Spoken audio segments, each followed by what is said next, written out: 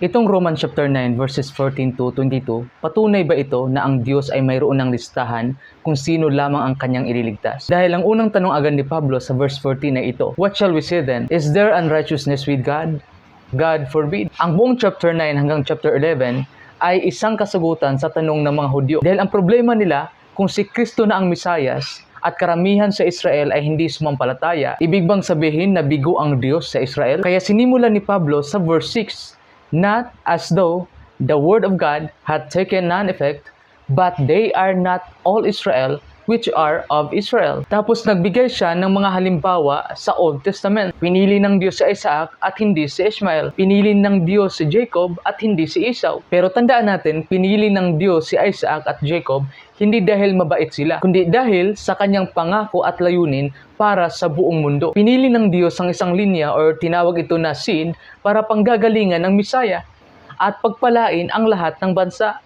Hindi ito patungkol sa personal na kaligtasan. Ngayon, pagdating sa verse 14 to 18, binanggit niya si Faraon. Sabi ng iba, ayan, patunay na pinipili ng Diyos kung sino ang ililigtas at kung sino parurusahan bago pa man sila ipinanganak. Pero kung titignan natin ang context, hindi patungkol sa personal na kaligtasan, papuntang langit o impyerno ang pinag-uusapan dito, kundi tungkol ito sa papel ng Diyos kung paano siya kumilos sa kasaysayan para sa bansang Israel. Pansinin ninyo ang verse 17. For the scripture saith unto Pharaoh, even for the same purpose have I raised thee up, that I might show my power in thee, and my name might be declared throughout all the earth. Ang pinag-uusapan dito ay yung paggamit ng Diyos kay Parao bilang instrumento para iligtas ang Israel mula sa Egypt. Hindi sinabi dito na nilikha ng Diyos si Paraon para itapon sa impyerno. Ang punto ay, kahit yung matigas na puso ni Paraon ay hindi nagiging hadlang upang pigilan ang plano ng Diyos na ilabas ang kanyang bayan mula sa pagkaalipin ng Ehipto. Tapos sa verse 21, ang ilustrasyon ng potter. Sabi dito, hath not the potter power over the clay of the same lump to make one vessel unto honor and another unto dishonor. Ang context ng illustration na ito ay galing sa Jeremiah 18 verses 1 to 10. Makikita mo na ang palayok ay pwedeng baguhin depende kung paano ito tumutugon. Kaya sabi ng Diyos, kung ang isang bansa ay magsisi, babaguhin ko rin ang parusang plano ko sa kanya. Kung ang isang bansa naman ay gumagawa ng masama, babawiin ko yung pagpapalang plano ko sa kanya. Ibig sabihin, ang pagbubuo ng Diyos ay may kinalaman sa tugon ng tao. Hindi ito blind at fixed bago pa likain ang tao. Kukusyonan ba natin ang Diyos dahil napunta sa atin ang Ebanghelyo dahil sa pagiging masuwayin ng Israel? No. Kukusyonan ba natin ang Diyos dahil mayroong mapupunta sa impyerno dahil sa kawalan ng pananampalataya? Hindi. Kaya ang Romans chapter 9 ay hindi nagtuturo na pumipili ang Diyos ng mga tao para iligtas at para idam bago pa sila isilang. Pinili niya si Isaac, hindi si Ishmael.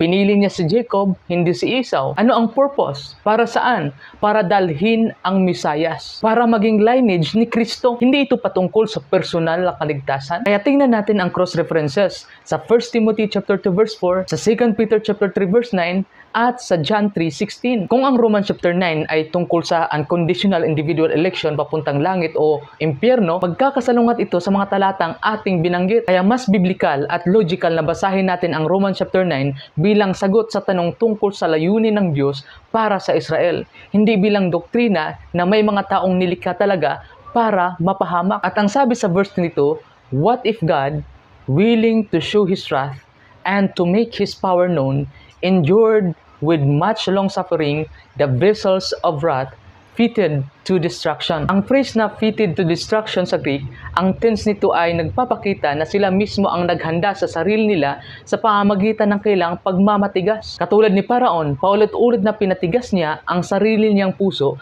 bago pa ito pinatigas ng Diyos. Sa Exodus 8 verse 15, but when Pharaoh saw that there was respite, he hardened his heart and hearkened not unto them, as the Lord had said. Kaya ang Diyos ay makatarungan pa rin. Kaya kung pagbabasihan natin ang buong context ng Romans chapter 9 hanggang chapter 11, makikita natin sa chapter 10 verses 9 to 13 na ang kondisyon para sa kaligtasan ay ang sumampalataya. At ang sabi sa chapter 11 verse 23, and they also, if they abide not still in unbelief, shall be grafted in. For God is able to graft them in again. Ibig sabihin, bukas pa rin para sa Israel ang kaligtasan. Hindi sarado. Bukas para sa lahat, hindi para sa iilan lamang. Kaya again, ang Romans chapter 9 verses 14 to 22 ay hindi pro-Calvinism.